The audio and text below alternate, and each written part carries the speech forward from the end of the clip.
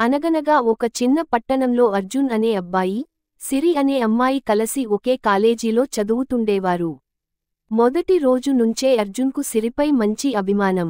కానీ సిరి మాత్రం తన చదువు, తన కలలతో బిజీగా ఉండేది.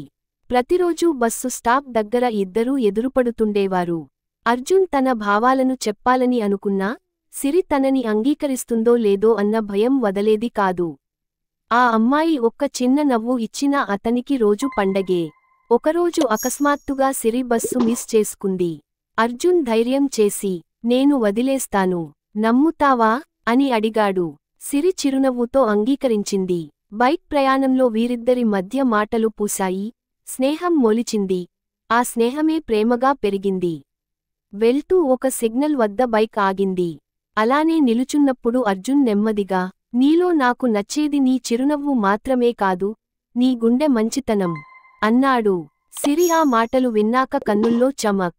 నేను నీ మనసే అభిమానించాను అర్జున్ అని తలతిప్పి సిగ్గుతో నవ్వింది.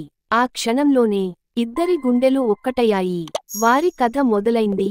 ఎరుపు రంగు హృదయం.